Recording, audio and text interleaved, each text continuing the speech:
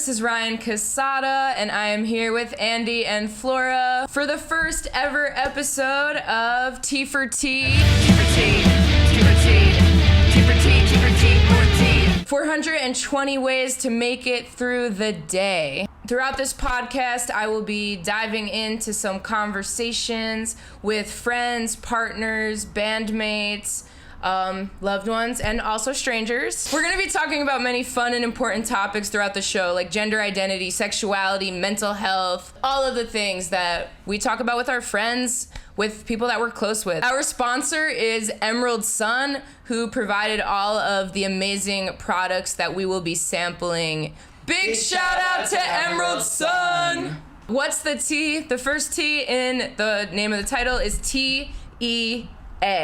And this is a cannabis slang term that dates back to the 1940s, a time where codes were obviously very crucial for discussing plant medicine discreetly. I got introduced to the term through beatnik literature like Jack Kerouac and Allen Ginsberg, some of my favorites. We will be using the term tea to discuss plant medicine as much as we can on this podcast. So when you hear tea, we're talking about weed. But we're getting all of these amazing products that we will tell you about more from Emerald Sun. They are a family-owned hashery. They are pioneers of California's sun-grown cannabis supply chain. They are in Mendocino County, which is up north, super beautiful up there. Solventless, homegrown hash, flower. They got vapes. One of their major products is the popcorn edibles, which are over there. We got the caramel corn, and we got the white cheddar.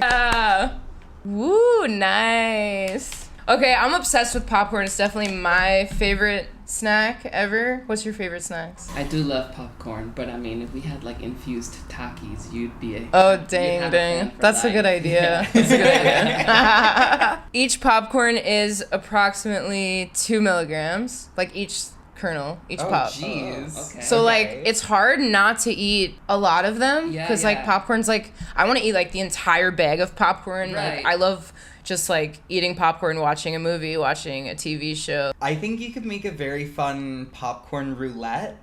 Like sprinkle a few of these into a big like bowl of popcorn. Eat it while you're watching a movie, you know, because obviously it's gonna be so tempting to eat the whole bag. Yeah, definitely. But, that's a great idea. You mix some it in regular with popcorn. Yeah, that's genius. I love this idea. Well, too bad I don't have more popcorn. Okay, so before we even introduce ourselves, because this is gonna take a minute to kick in, like probably 30 minutes to an hour, which is like what you should wait when you take an edible. Like some people are like, take the edible and 5 minutes later they're like, I don't feel anything. And they're like, let me take 5 more. And then That's they're like always how way it too goes. high. Exactly, yeah. And that sucks. People don't wait long enough and then it all hits at once. Whoa, okay.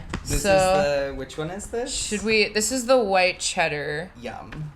And it's cannabis-infused popcorn. Should we do one each? Oh. They're 2 milligrams? Yeah. A piece, right? Because we're going to take another one later. Okay. Yeah. So, to our own thing, small. Let's start with one. I'm like licking it. Yeah, lick it. So the other part of the title of the podcast, T4T, the T is the obviously best T ever, which is trans. The very best. The very best T, like anything, like if you see the letter T, like if it stands for something, it stands for trans. First. And then whatever else you thought. Yeah, exactly. We'll definitely get into some more trans stuff later because I'm sure a bunch of people tuning in are going to want to hear about a lot of trans stuff and like coming out and all this like stuff that people want to hear about when trans people are on shows. So we will get into that. Let's just like share a little bit about each of us. Okay, my name is Ryan Cassata. I use he, him pronouns. I am originally from Long Island, New York. We are in Los Angeles right now filming this podcast. I'm a singer-songwriter. TEA it's an interesting subject for me because I used to smoke when I was way younger, like when I was a teenager.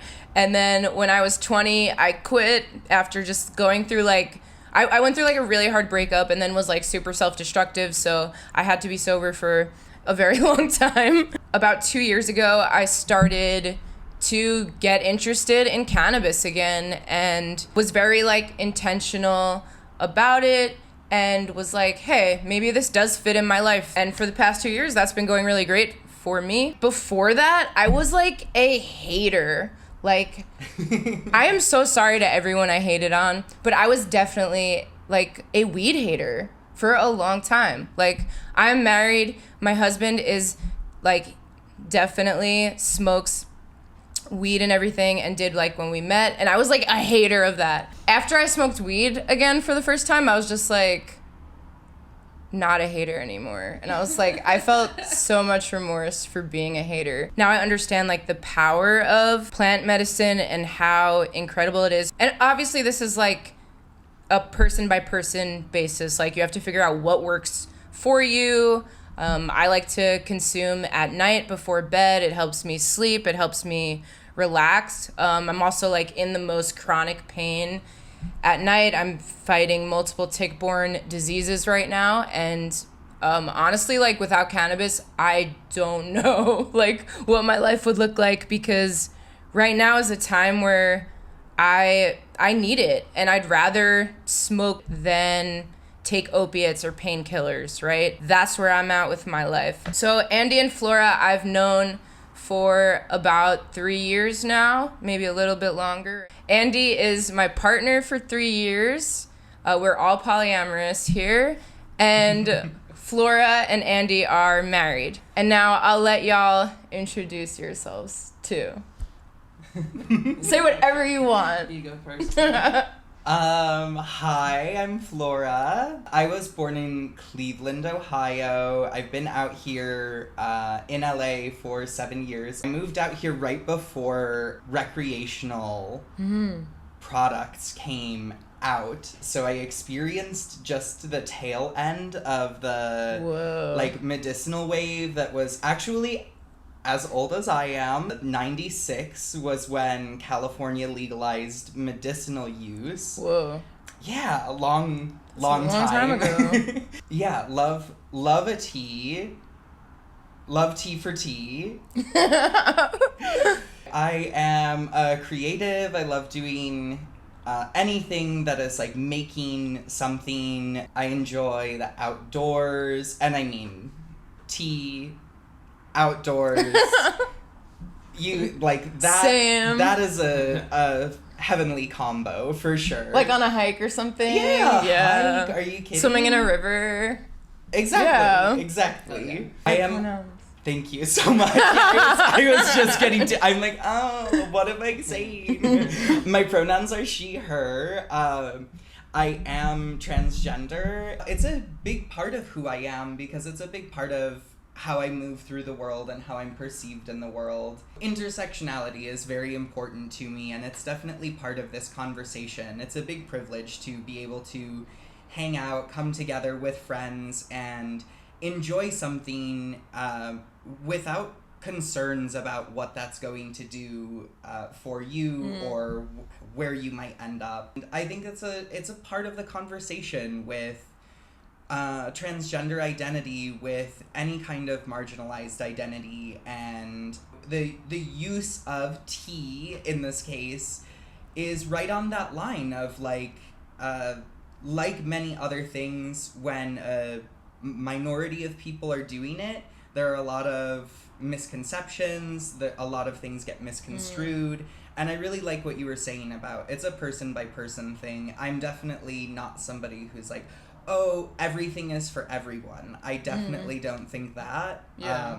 With that said, I mean, have I been partaking in a cup of tea almost daily for years? Yes, I have. I will say, though, I did recently take a year off of not just tea or popcorn, but off of all of my substances, anything that wasn't prescribed. And I think that is something good to keep in mind with, like, the pacing of edibles, which, like, am I like starting to feel that a little bit? It hasn't even been that long. I don't. No. It must be like it must be in my head, but I'm like now I'm talking about it. Because I'm trailing off. I know. I think it is, like, beneficial to take a break at some point, right? Yeah. Like, I'm glad that I was sober for, I mean, I don't know if I'm glad if I was sober that long, which was 8 years, but, like, I'm grateful for that time. I processed just so much shit during that time. Yeah. Completely sober. I had a lot of, like, trauma from my past that I really needed to work through. Yeah. So I'm glad I, like, made that space for myself. And I think it's important for everyone to evaluate, like, hey, is it time for me to do that? Is it time for me to just, like, even take, like, a few weeks off or a month or something? Like, I think there's benefit to what you're saying. And I think, like, a year is amazing. Like, that's an amazing time to just be, like, self-reflective. And of course you can be self-reflective, like, when you are smoking weed too and be in therapy and doing stuff. Like, I mean, you shouldn't, like, smoke weed before you go to therapy, probably. But, you know. Not without telling your therapist first. In your sober time, like, process things. But it's totally fine to party. It's totally fine to partake. Like, do what fits for you. I'm Andy. Hi, everybody. I'm an actor, filmmaker. And I used to be super straight-laced, like, goody two-shoes, like, do nothing. And you would sort of hate on those who partook in tea until I tried it and I liked it and it stuck. It was helpful in entering polyamory as well. In my personal journey, there was sort of a putting to sleep of my monogamous self that needed to happen. And I wasn't going to therapy back then, so cannabis was really, really helpful for me through that. And now that I am going to therapy, cutting back on my cannabis use is one of the main things that we're addressing in my therapy sessions, because I'm just aware that while there's nothing wrong with it, I have also been partaking in a cup of tea almost every day for the past 10 years now, which is a long time. What are your pronouns? Did you say your pronouns? No. And your identity? You. And where you're from? Tell me more about how the popcorn isn't here. So I'm Andy. It might be. Pronouns are they. My pronouns are they, them, although I respond to all of them. I used to be misgendered all the time, and it used to sort of ruin my day, and now it doesn't. It sort of makes my day. So at work, I'll get she and him and they, and I'm highly aware that I'm somewhat androgynous, and I like that about myself now. It used to get to me. I used to try and perform for, I don't know for who, but I don't do that anymore. So. That's so relatable. Now we are gonna do a game. Okay, so we are gonna be rolling. Oh yeah, do you know how to roll, babe? I'm okay at it, but I'm not, like, amazing at it. We have strawberry mochi hybrid flower. There's a lot of wires on that. I can't move. So you don't trip on the wires. We're gonna be combining the hash with this. One of my favorite things about tea culture is all of the little, like, accoutrements that it comes with. Oh, this is the... That's hash, you said, right? Yes. What's the flavor? This is ice water hash. Whoa. That's good because my eyes are always so dry. We'll see if it helps. Oh, ice water. I thought you said eyes. Yeah, well, I haven't. That's funny. Should I open Oh my god, it? it's so cute. Yes, open it. Oh my god, welcome to the Jamily. We have to each grind up the tea, put it in our tray. Hash is great to combine with flour because it adds more taste, more flavor. It could add to the smoothness of it, obviously the potency. Grind. Did you see my shirt?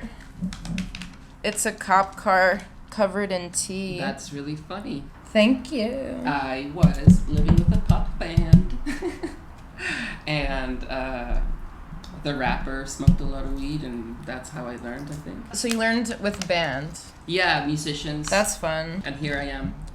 With more musicians. I just can't get enough of y'all. Whatever one is the best one, looking wise, that's the one we're gonna smoke. Okay. And then the other two, y'all get to take home. Okay. Fun. I'm gonna make mine like skinnier and try to like run it up the whole length. Nice. My first joint that I rolled was in high school. I think I was in the 9th grade. Ooh, that's young. I feel like my life is such a contradiction because I was also like an activist and I was like on TV and like doing all these like things. I was not like high when I was doing any of my speeches or stuff ever. Like I've never been. People definitely are like have like come for me for smoking tea. I think it's because I like got into the spotlight when I was so young. Like I was literally 15 when I went on Larry King Live.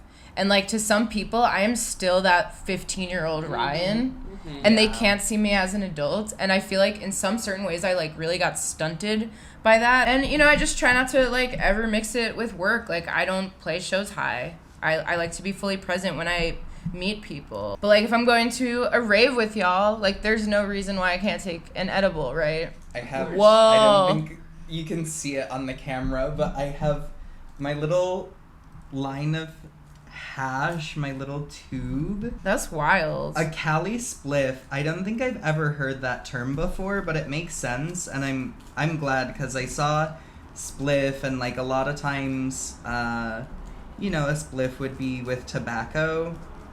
I hate tobacco. I prefer this. It's a spliff in the sense that it's a mix of more than one thing. Joint is very fat. It's like a burrito that has too many ingredients in it. Yeah. So then it just becomes a burrito bowl. Okay, that's pretty nice. Dang!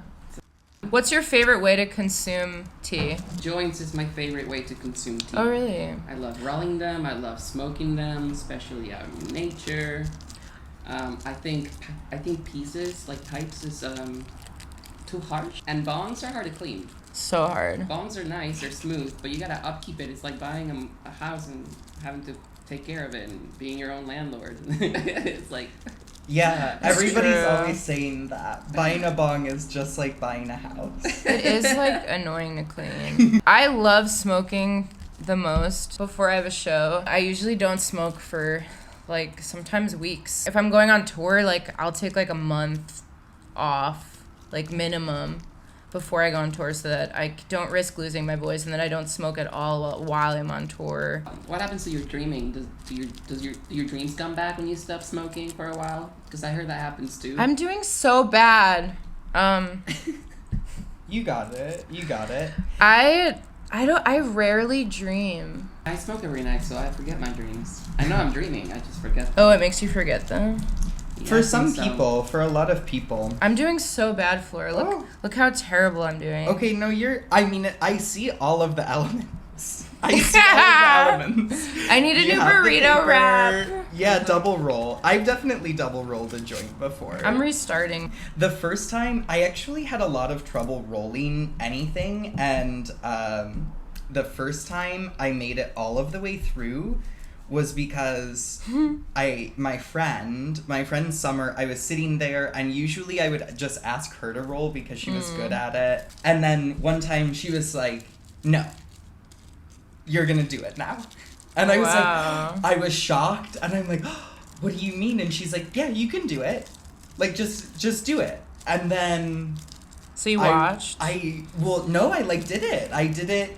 I had been watching, I had tried, I had made like a number of I had a number of so-so rolls, but the first really good one that I had was because my friend was just like, "No, just keep going. You got it."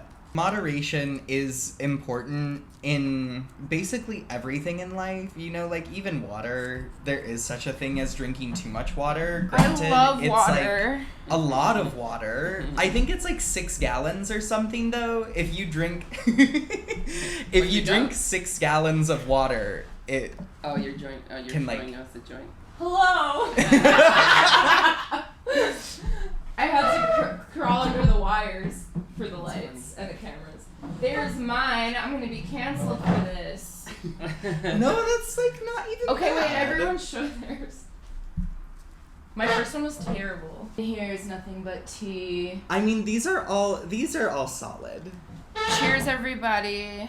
Cheers. Cheers. Being in community with people, for me, this is church. So, whose is the Who wants- nicest? I think we should smoke Flora's. Yours is the nicest, but it will also be the most potent. It's definitely going to be the most fun because they put a big, like, worm of hash in there. So which one should we actually smoke? Let's go for the big game. That's right fine, let's do here, it. right? We're totally gonna have to order Let's food, do and it. that's We'll order fine. food. Woohoo!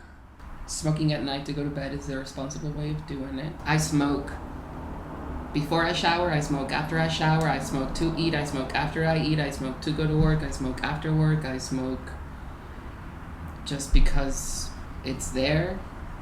I smoke a lot. Like Snoop Dogg says, I ain't smoking weed no less, but I'm smoking weed no more either. Or what's the phrase? The other way around. I love Snoop Dogg.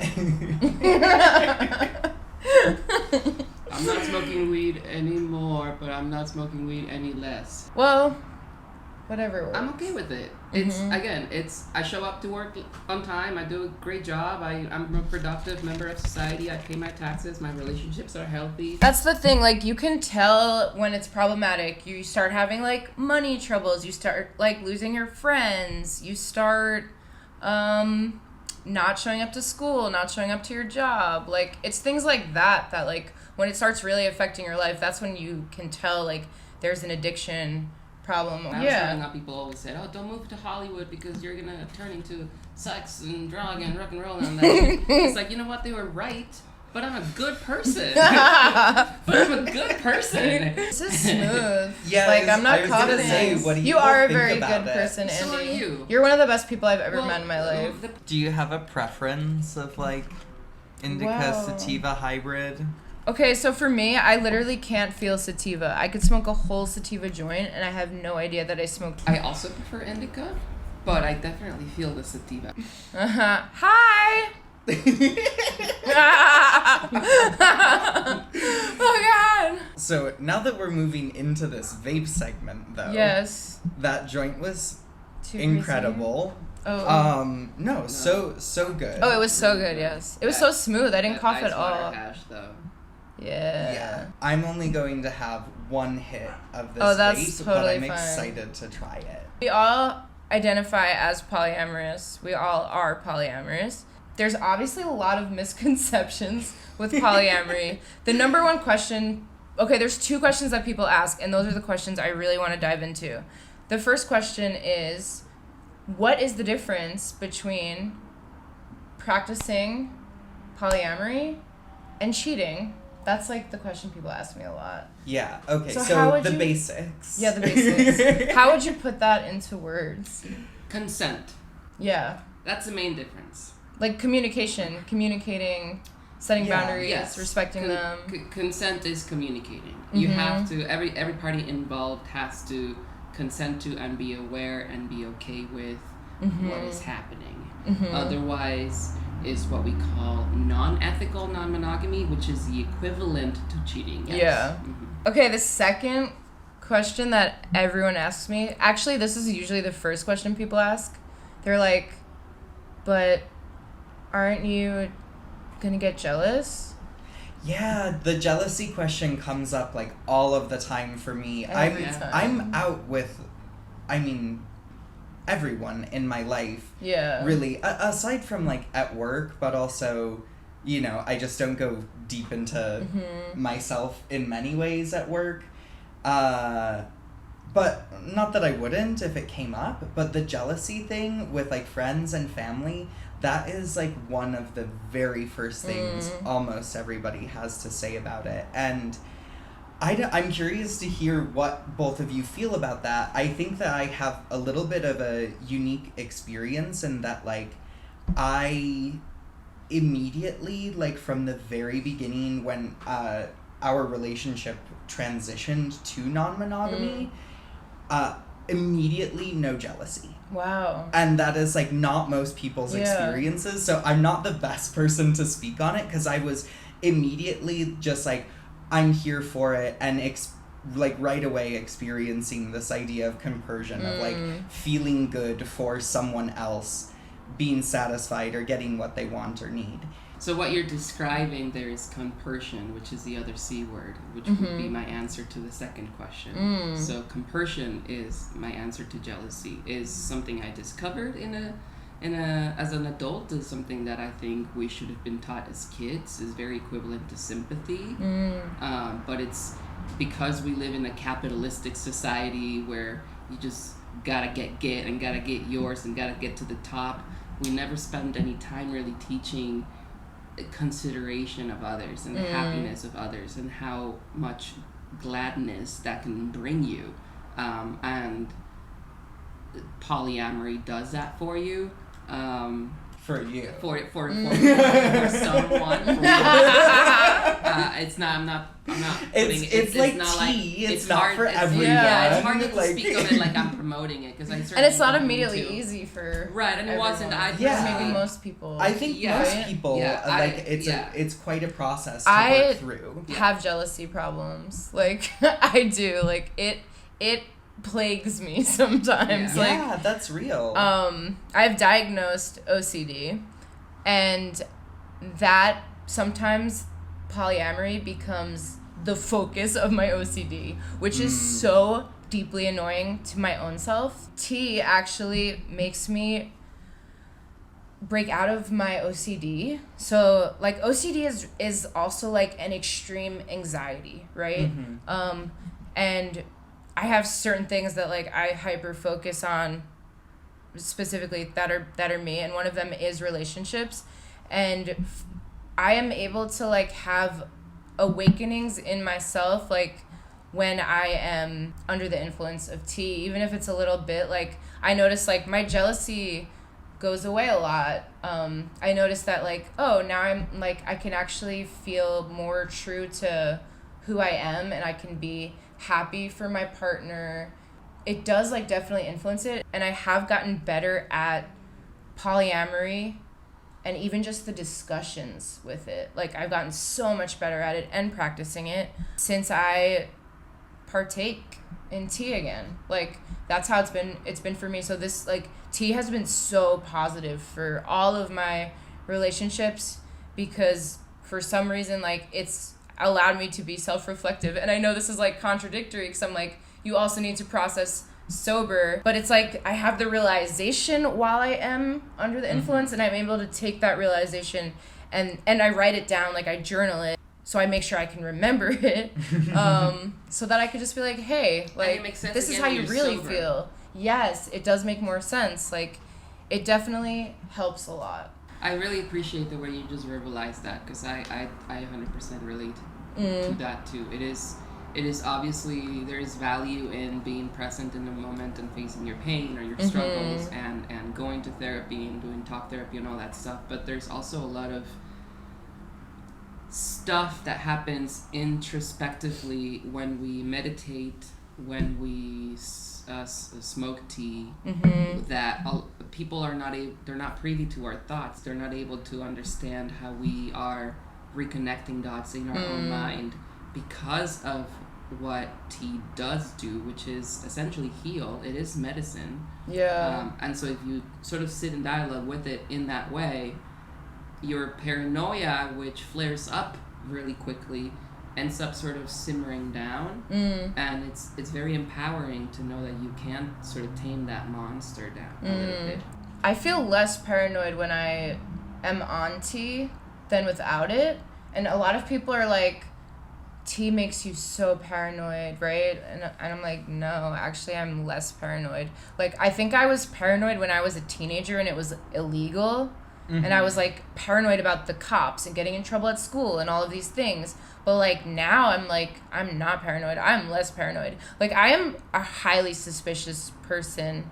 Wait, I'm not suspicious, but I'm suspicious of everything. You're skeptical. Yeah. I'm skeptical of everything and everyone, like all of the time. Like, I have to be like, no, I think it's just, like, about being from, like, New York, East Coast, Italian family. Like, you're just, like, family only. Like, outside of that, do not trust. Like, that's the vibe. Yeah. And, like, I work so hard to not feel that way, but it happens for me. Let's try these vapes. Let's do it. Let's get into it. I love their vapes. I've been smoking them for like a month now. Huh. The Jam vape. What's the flavor? Or it's hybrid? It says it's hybrid. Tropicana cookies. Yum. I love cookies, but I'm gluten-free, so they're not great anymore. We're also gonna try their rosin. Is it rosin? I think it's rosin. Rosin. Yeah. But it's definitely not resin.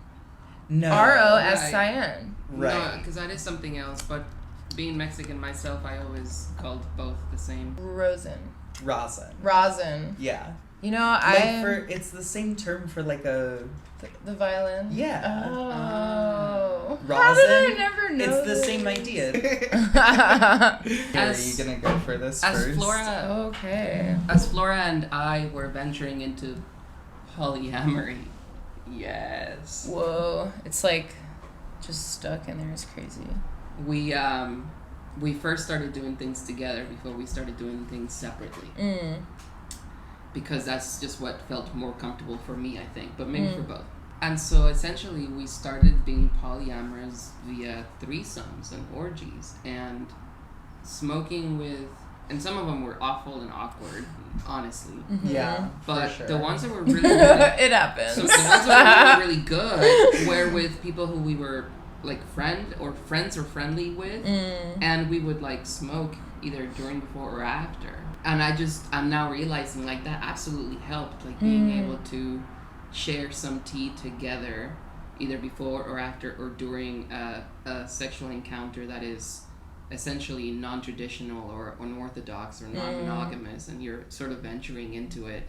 There's so much nervous energy Definitely. around all of that tea had helped so much, honestly, in just being able to just lounge there as a group and be like, okay, here's a bunch of naked bodies and no one's died yet. Everyone's okay.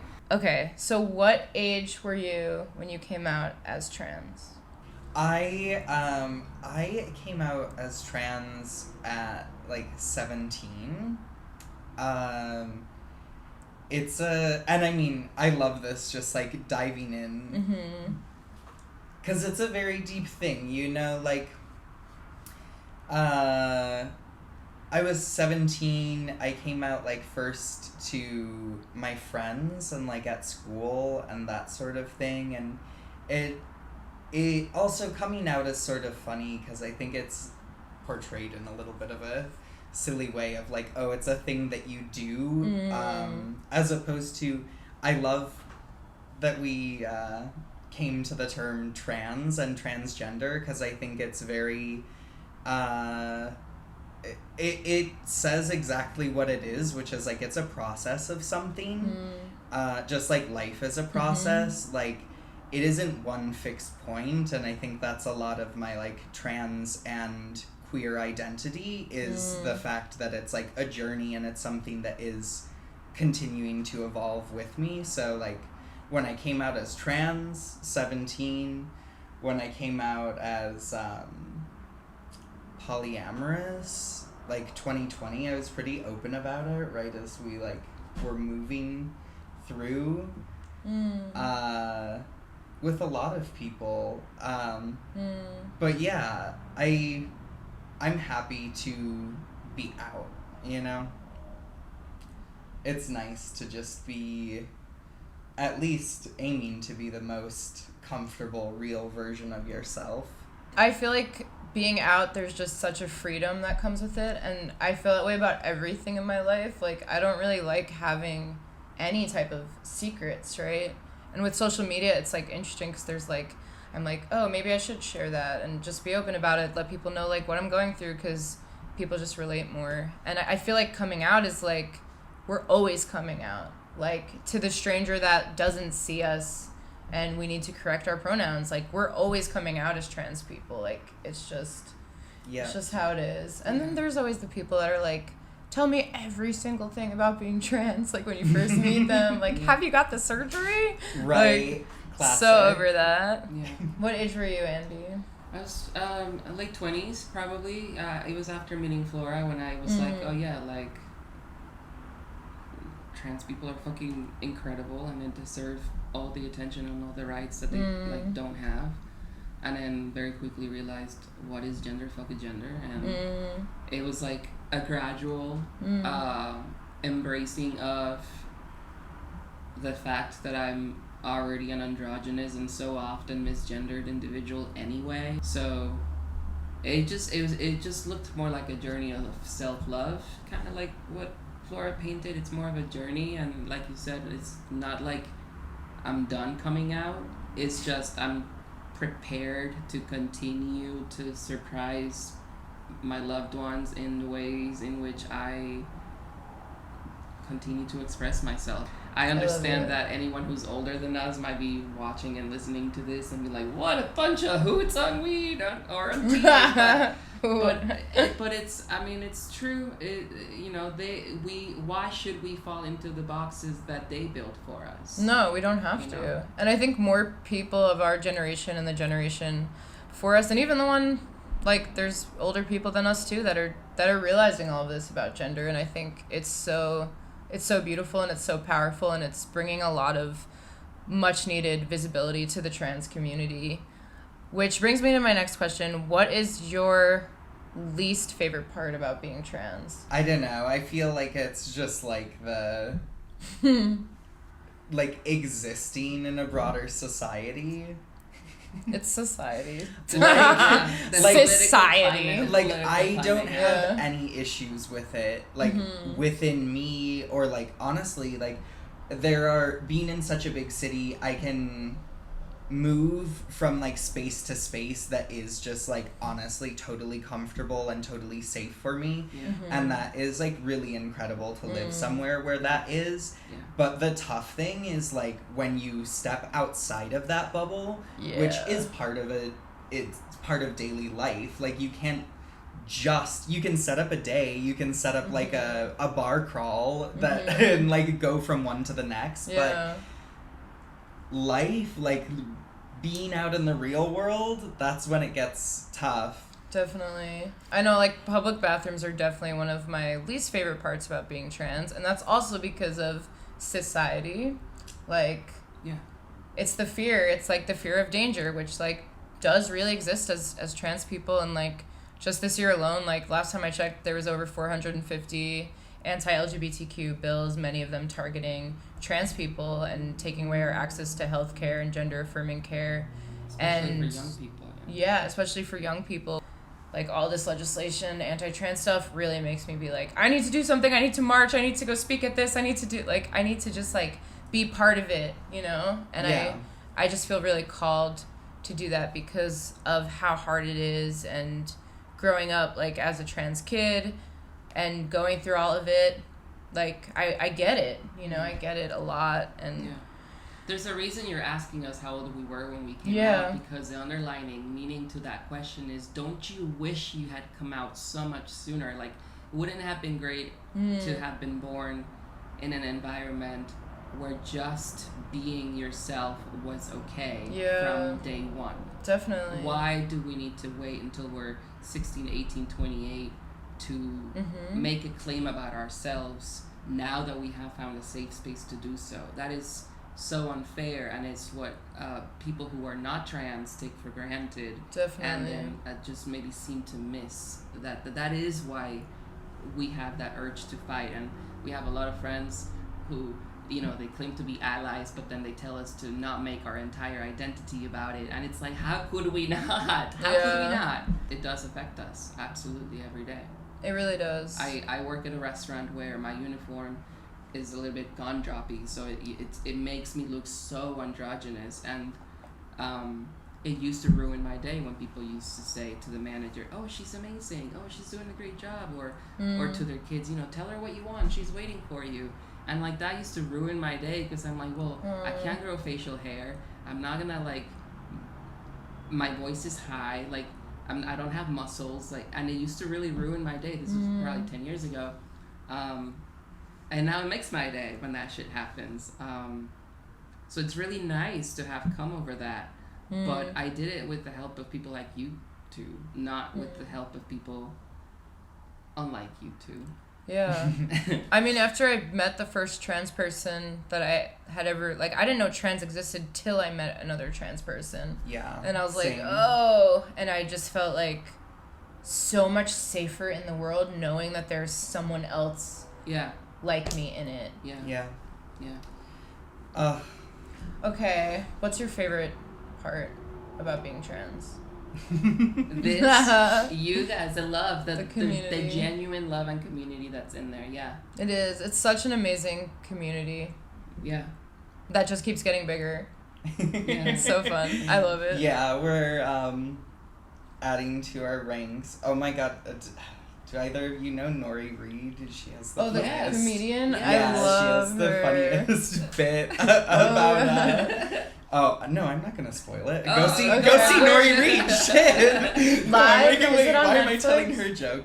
I don't know. Probably everywhere. Google's free. Okay. Sorry, I don't know. I saw her live twice. Yeah, in LA. She's incredible. So funny. And I do not find comedians funny. Usually I'm just like I just don't get it. I don't know why. But then like some people I'm like her, I was cracking up. Yeah. Like it just I understood it. I got it. I love Community too. I think that is like easily one of my favorite parts is just like knowing people that you relate to. I grew up in like a mid-sized city, so there were queer people, but I didn't know someone. I think I didn't meet a trans person until I was 16, and that exact moment I had an awakening and I was like, oh, wow, okay, so relatable. Wow, so interesting. And it was it was a beautiful thing. I actually met a bunch of trans people all at once at an event, and I'm like, oh, okay, I like get it now. Oh, I love it. so good. This one is the caramel popcorn. How do you say caramel? I know everyone says it different. I grew up saying caramel. Really? Yeah. caramel. You do? I say caramel. I don't know. It's just how people around me said I it. know, Like it every switches like too, 10th though. person would be like, "Oh, caramel," and you'd be like, "Okay, caramel." Well, 'cause But there's yeah. 2 A's. No, obviously, absolutely, I totally agree, and I actually say caramel most of the Oh, you time do? now. Yeah, it's like I say aunt, like my aunts and uncles, but where I grew up, you call them aunts. Okay. Gotta love that Ohio accent. So we'll be probably taking these after we eat all of our tacos. Oh, I'm fully Right? pulling my moderation We're good. card. I am going to have that for sorry. Moderation I'm is gonna have that great. for dessert. We will have this as dessert. Right. Okay, so part of this podcast is I want to collect as many basically self-help strategies that I possibly can. So, okay, my goal is to get to 420. It'll probably take me like several seasons if y'all like this show, like obviously. So I want to know what gets you through your roughest days. Like what are the things that keep you here? What are the ways that you have learned to cope? My personal like number one of all time coping strategy has always been music, and specifically writing music, which has been like a journal for me. Like all of my songs feel so deeply personal, and then sometimes when I release them I'm like, okay, now everybody knows that. Like that's how it feels a lot, but that also feels like there's like a freedom in that as well. And writing music has been a really safe, consistent thing for me. I would say it's been the most consistent thing in my life ever, has been writing music. And then also, like we said, being in community, being with friends, being with my husband, being with my partners, being with just people I love, even being at shows and getting to meet new people. Like, I love it. I live for it. I live for, like, socializing and just being with community. with everything that I'm going through with my health and everything, I found a lot of help in watching TV shows. I'm watching Sort of right now. I don't know if either of you seen it, but it's so cute, and y'all need to see it. Watch Sort of. Yes. Movies, also playing video games helps a lot too. I love playing like retro stuff, like the classic NES games, and then Pac-Man a lot. I'm like, so far no one has beaten my high score of the household here. But y'all can try. And then therapy is a huge one for me. I've been in therapy since I was like 5. And definitely tea. I love this idea of like listing up coping strategies. I've actually been thinking about it so much recently because I am, as many of us are, in therapy, and I love that, and that is part of it.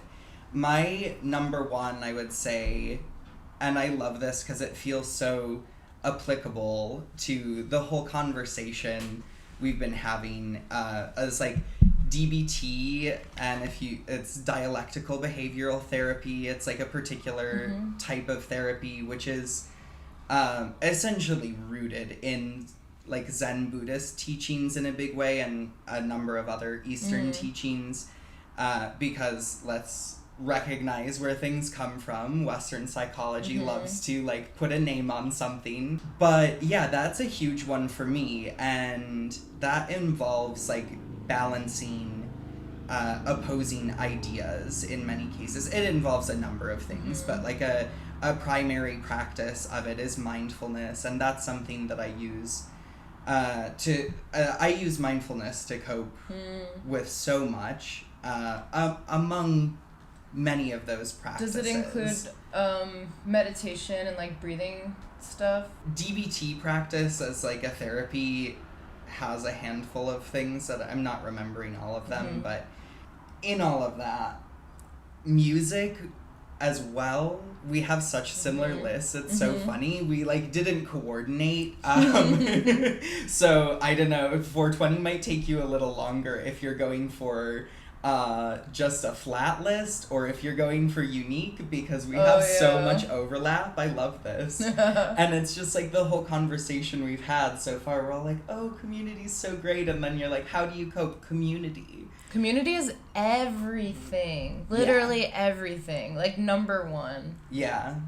And the like 2 big ways that is for me is like spending time with my friends. I have some really close, wonderful friends, and it takes a lot of work, like friendships are relationships in the same way that like romantic relationships are.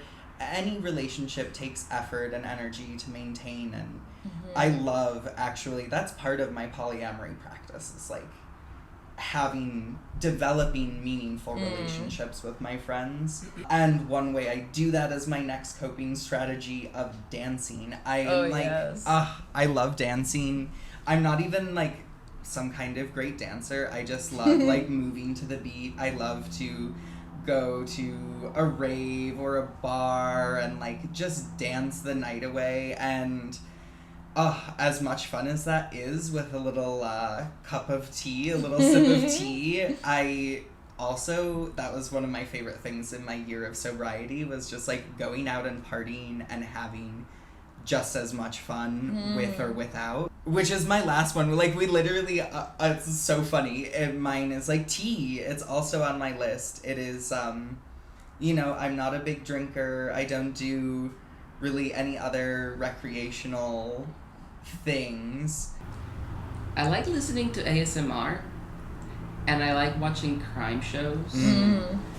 And I like meditating, but I like listening to like guided meditations, so either healing tones or words of affirmation. It's big for me. I do it every day. And then tea.